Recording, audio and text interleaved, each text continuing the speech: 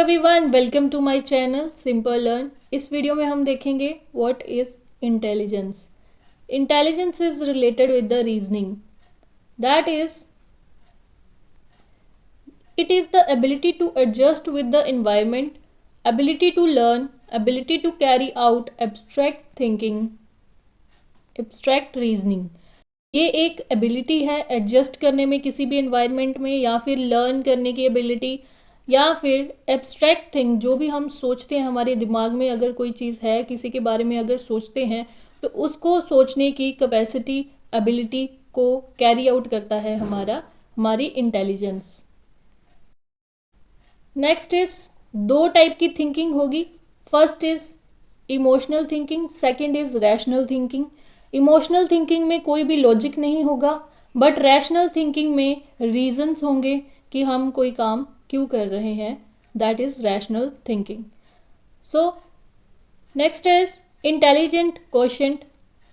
IQ को अगर हमने देखना हो तो उसका फॉर्मूला होगा that is mental as by chronological age. Mental as जो उसके दिमाग की जो भी एज होगी, मतलब कैसे कोई पर्सन जो है वो सोच पा रहा है, that is mental as. Chronological age जब से हम पैदा हुए हैं तब से हम कितने एज के हो गए हैं, that is chronological age.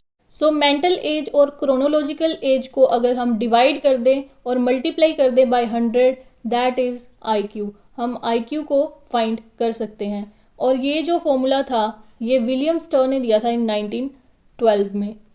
Next is mental as का जो आइडिया था एल्फ्रेड बिनेट ने दिया था।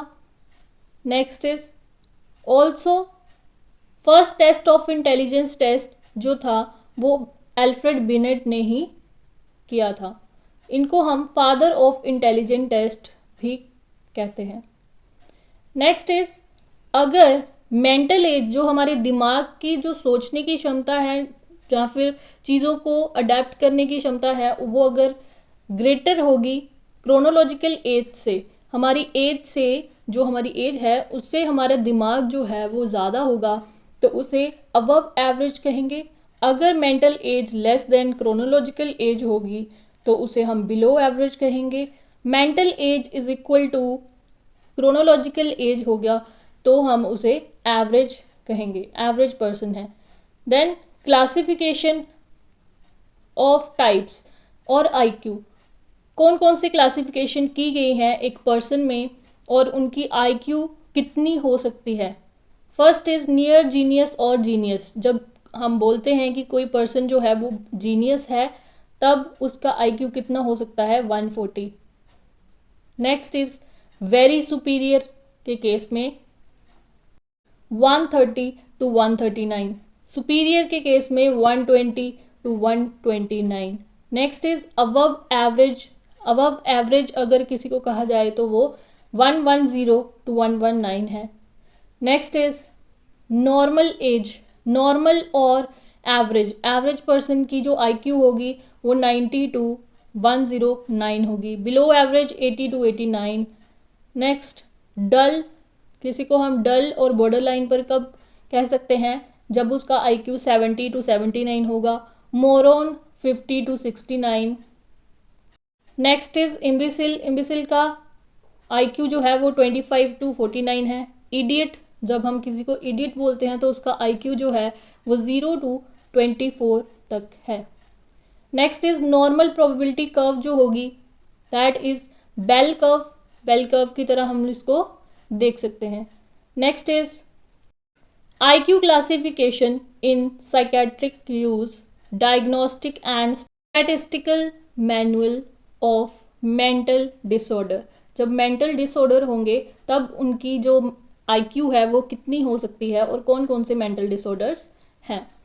First is border line intellectual functioning, उसमें आईक्यू जो होगा वो 71 to 84 होगा। Next is mild mental retardation, जब थोड़ा ही मेंटल रिटार्डेशन होगी तो 50 to 55। मॉडर्न रिटार्डेशन अगर होगी तो 35 to 40 टू 50 to 55 तक रहेगी, उसका आईक्यू इतना रहेगा। Next is severe mental retardation. Means जो सिवियर है कि बहुत ज़्यादा सीरियस है अगर कोई पर्सन, तो उसका IQ जो है वो 20 to 25 टू 35 to 40 रहेगा।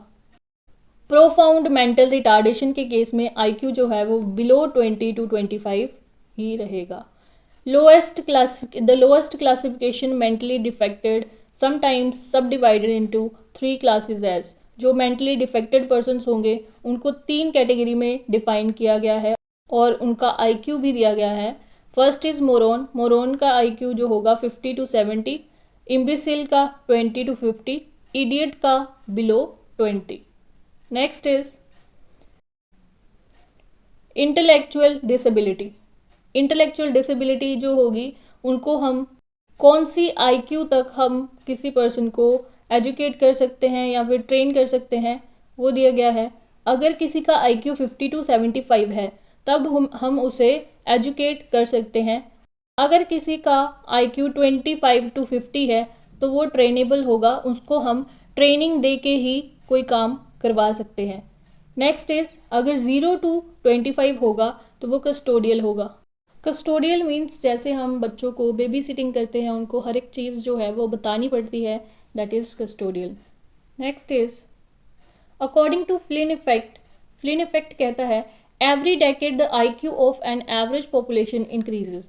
हर साल IQ की जो वैल्यू है वो इंक्रीज करती जा रही है हर 10 साल में। नेक्स्ट इज इंटेलिजेंस जो है वो more affected by the heredity. Intelligence जो है वो हमारे दिमाग से रिलेटेड है और ये हेरिडिटी से रिलेट करता है, ना कि इन्वायरमेंट से। सो यहाँ तक जो हमारा टॉपिक है इंटेलिजेंस वो कंप्लीट होता है। इसके बाद हम नेक्स्ट थ्योरी करेंगे, दैट इज़ जीन पियाजे theory. So I hope you like this video, like and subscribe.